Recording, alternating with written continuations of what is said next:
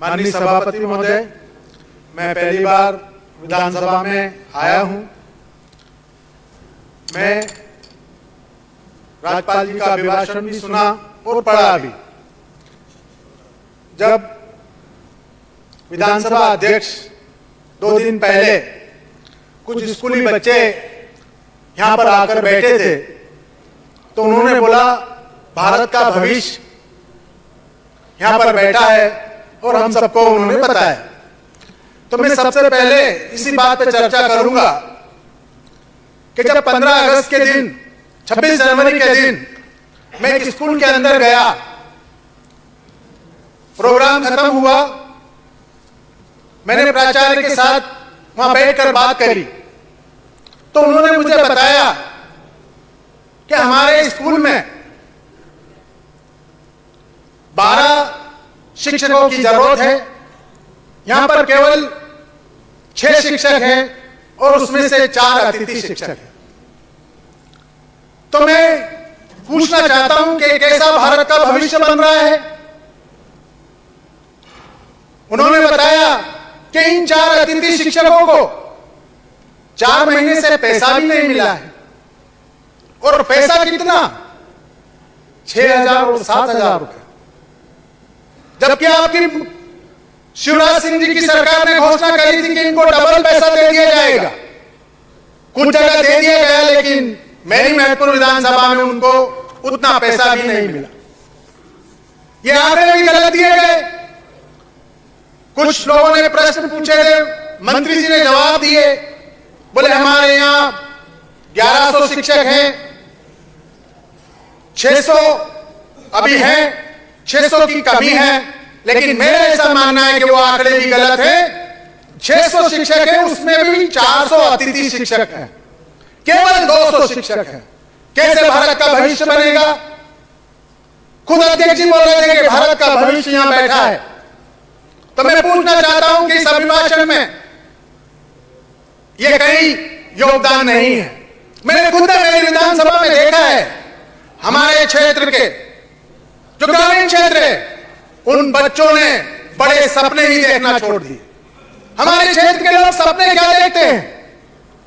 चपरासी बन जाएं, कांस्टेबल बन जाएं, ज्यादा से ज्यादा बैंक में नौकरी मिल जाए, तहसीलदार और पटवारी उनका सबसे बड़ा सपना होता है। वो उसका कारण है आपकी शिक्षा, उसका कारण है शिक्षा देने वाले लोग। जिन लोग जो अतिथि शिक्षक है, उनका एजुकेशन क्या है? 10वीं पास, 12वीं पास, बीएससी, केवल भर्ती कर दी गई है। तो मैंने ऐसा सुना था कि मैं जहां जाऊंगा महत्वपूर्ण का प्रतिनिधित्व करूंगा, तो मैं सबसे पहला प्रश्न यही आपको बताता हूं, उसके लिए कोई विधान बनाए कि जो शिक्षा मिले वो अच्छी मिले, और जिनके द्वारा भी मिले वो लोग भी शिक्षित हों, वरना भारत का भविष्य नहीं बनेगा।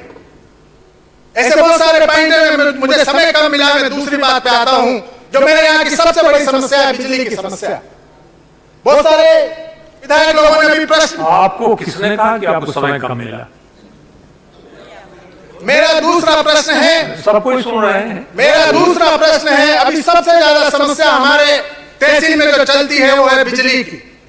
मैंने मेरी समीक्षा मीटिंग में पूछा कि 25 हाउस पावर का ट्रांसफार्मर क्यों चल रहा है बार बार? ये 63 का क्यों चल रहा है? 100 का क्यों चल रहा है? 200 का क्यों चल रहा है? तो डी साहब बोलते हैं कि इसके ऊपर हमने 10-15 कनेक्शन ज्यादा दे दिए हैं। मतलब 25 हाउस पावर का ट्रांसफार्मर और उस पर 45, 50 और 60 हाउस पावर का उन्होंने कनेक्शन दे रखा है, तो बार बार जल जाती है और ये बार बार रिपेयर करवाते हैं। पूरी तहसील में 6 से 7 महीने, चुनाव से पहले भी और आज भी, आए दिन लाइन लगी रहती है, और हमारे पास सबसे बड़ी समस्या यही आती है। जब इनके पास 25 हाउस पावर का कनेक्शन है, तो उसमें 25 का ही दिया जाए, 50, 60, 70 क्यों कर दिया जाए? ये इस तरीके से पूरी व्यवस्था फैला रखी। तो मैं दूसरा यही चाहूंगा कि जो भी ट्रांसफर जिसने का उतना ही लोड उसको दिया जाए, और अगर ज्यादा दिया जाए तो जवाबदारी उनकी होती है, बिजली बढ़ाया जाए, ये जवाबदारी उनकी होती है। लेकिन चारों तरफ हाहाकार मचा हुआ है। दूसरा, ठेकेदारों के द्वारा वो हाउस पावर दिए जाते, बोले हमने प्राइवेट में दे दिए। मैंने भाव पूछा, 1,10,000 रुपए का 25 हाउस पावर का ट्रांसफर आता है, और उसका एक 1,10,000 रुपए का एस्टिमेट बनता है। मैंने पूछा चुनाव में कि अगर मैं मेरे घर से अगर ये डीपी दे दूं तो कितने में आएगी, तो मालूम पड़ता है 50,000। तो इतना बड़ा भ्रष्टाचार, इसके ऊपर भी सोचा जाए। तीसरा, अभी बड़ी बड़ी परियोजनाओं की बात करी गई। मेरा ऐसा मानना है कि मालवा के अंदर 15 से 16 इंच बारिश में ही हम दोनों फसल ले सकते हैं, अगर स्टेट गवर्नमेंट भी इसमें कुछ करे। मैंने इसमें देखा है कि ये लिंक परियोजना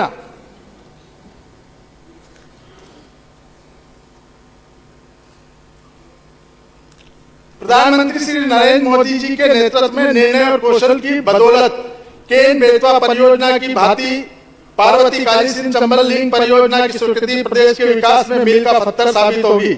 लगभग 35,000 करोड़ रुपए की लागत इस परियोजना में प्रदेश के 10 जिलों शिवपुरी, ग्वालियर, भिंड, मुरैना, श्योपुर, गुना, शाजापुर, उज्जैन, इंदौर और देवास को फायदा मिलेगा।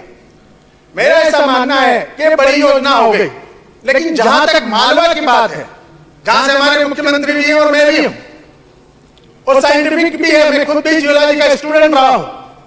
मालवा का पठार 32 वॉल्केनोस ब्लास्ट हुए और बना, और मालवा के पठार में बहुत सारे ऐसे स्ट्रक्चर्स और रचनाएं हैं, एंटीक्लाइन सिंक्लाइन स्ट्रक्चर्स हैं, और हमारे यहाँ 30 से 35 इंच बारिश होती है, सब सरफेस फ्लो होता है, पूरा पानी बह के नदी में चला जाता है। लेकिन जो एंटीक्लाइन सिंक्लाइन स्ट्रक्चर्स हैं, छोटे छोटे नाले हैं, नदियां हैं और बहुत सारे ऐसे स्ट्रक्चर्स हैं, उनके ऊपर अगर अपन, एक कहावत भी है, डग डग रोटी पग पग नीर, ये मालवा के बारे में कहावत है, वो कोई ना कोई कारण हुआ होगा। आज भी अगर हम देखें तो इजराइल के तर्ज पे 15 से 20 इंच बारिश में हम दोनों फसल ले सकते हैं। इसमें सरकार की परियोजना देखी गई है, पर स्टेट गवर्नमेंट का आज तक कुछ काम हुआ हो जल पे मैंने नहीं देखा। मैं चाहूंगा हर क्षेत्र में एक विधानसभा वाइज में 20 से 30 छोटे छोटे स्टाफ डैम दे दिए जाए, जब 25 से 30 बीघा जमीन सिंचित हो जाए, और कुछ ऐसे स्टाफ डैम दे दी जाए जिससे 100 एकड़ के आसपास की जमीन सिंचित हो जाए। उनकी लागत 10 से 20 लाख रुपए की आती है और 20 से 30 लाख रुपए की आती है, किसी भी फंड से व्यवस्था कर दी जाए। अगर ये काम हो जाता है तो मैंने मेरी विधानसभा में जो आश्वासन दिए हैं कि अगर हम विधानसभा में गए और मुख्य विधायक बने तो हम जरूर उस पटल पे आपका ये प्रश्न उठाएंगे, और हमें उम्मीद है कि हम इसमें सफल होंगे। तो मेरा ऐसा मानना है, मंत्री होते से कि आप भी मालवा के ही हैं, जियोलॉजी की टीम से पूछ ले, एरिगेशन वाले लोगों से पूछ ले, अगर मैं सत्य हूं, अगर इन डेमो से अगर पूरा, अगर ये काम हो जाता है तो मालवा के किसानों को 15 से 20 इंच बारिश में दोनों फसल लेने का फायदा मिल जाएगा। और इजराइल में इसी तरह पे होता है, वहां पर छत से जो पानी गिरा तो छत का पानी जमीन में, लेकिन अपने यहां तो सब सरफेस फ्लो होकर घूम नदी में चला जाता है, घूमता रहता है पानी। उसके लिए केवल छोटे छोटे स्ट्रक्चर्स बनाने की जरूरत है, लेकिन वो स्ट्रक्चर्स ईमानदारी से बन जाए, जो भी सरपंच के माध्यम से बने, आरएस के माध्यम से बने, लेकिन अगर उसको तरीके से बना दिया जाए तो विधानसभा के अंदर, पूरी मालवा प्लेट के अंदर अपन काफी रिचार्जिंग जोन भी बन जाएंगे और अच्छा पानी लेकर अपन दोनों फसल ले सकते हैं। इसके बाद मेरा प्रश्न आता है रोजगार के ऊपर। बहुत बड़ी बड़ी बात करी जाती है रोजगार के ऊपर, बहुत सारे नेताओं को सुनता हूं, टीवी में सुना, संसद में सुना। मैं जब सुबह उठता हूं, पहले मैं गवर्नमेंट ऑफिस की बात कर लूं, मैं सबसे पहले एमपीपी में गया तो वहां पर कंप्यूटर ऑपरेटर से मैं मिला। मैंने पूछा, भाई तुम्हारी तनख्वाह कितनी है? बोले हम आउटसोर्सेस से हैं, 10,000। मैं लाइनमैन से मिला, बोले मैं तो परमानेंट हूं, ये अकुशल और कुशल श्रमिक है। मैंने कहा तुम्हारा को कितना मिलता है? बोले 10,000 रुपए, 8,000 रुपए। मैं मंडी कमेटी में गया, मैंने तुलावड़ी से पूछा तुमको कितना मिलता है? 8 रुपए, 8,000, 10,000। मैं ग्राम पंचायत में जाता हूं, मैंने सफाई कर्मी से पूछा कितना मिलता है? बोले 1,200 रुपए महीना। हम 20-25 हैं, 1,200 सबको मिल जाते, एक 2 बार नाली साफ कर देते। जो नल कनेक्शन करता है मैंने कितना मिलता है? बोले 4,000 रुपए। वो जो गाड़ी चलाता है सफाई वाला, बोले कितना मिलता है? तो बोले 5,000 रुपए। नगर पालिका में गया, कितना मिलता है? 7,000, 8,000। किसी पेट्रोल पंप पे जाओ, कितने में काम करता है? 7,000, 8,000। गैस एजेंसी में जाओ, कितने में काम करता है? 3,000, 5,000, 8,000, 10,000। किराने की दुकान में जाओ, कहां है युवाओं को रोजगार? और जिनको रोजगार मिला कितने पैसे मिल रहे हैं? वो 2 टाइम की रोटी भी नहीं खा सकते अगर उनके माँ बाप सपोर्ट नहीं करे। तो इस देश में रोजगार की बात करना बिल्कुल गलत है, यह हकीकत है। इससे सब पूरा सदन भी वाकिफ है, पूरा सदन भी वाकिफ है, आप भी वाकिफ है, मैं भी हूं। कैसे वो अपने अगर उसके माँ बाप सपोर्ट नहीं करे तो 2 टाइम की रोटी भी नहीं खिला सकता। और हजारों की संख्या में उसमें अतिथि शिक्षक भी आते हैं, 5,000 और 6,000 रुपए, 7,000 रुपए, और देश के भविष्य की बात करी जाती है। मैं विधानसभा में पहली बार आया हूं, मैं ये सब बातें जो वास्तविक है, हकीकत है, वो बता रहा हूं। मैंने बीमे का देखा, बीमा कंपनियां 20,000 करोड़, 30,000 करोड़, 25,000 करोड़ रुपए कमा रही है, और किसान अभी बहस हो रही थी कि नहीं 180 रुपए मिला नहीं, वो तो मिनिमम है। हमारे पूर्व मंत्री जी बोले मिनिमम 180 रुपए, 180 रुपए बीमा कंपनी दे रही, और बोला मिनिमम है, मैक्सिमम नहीं है।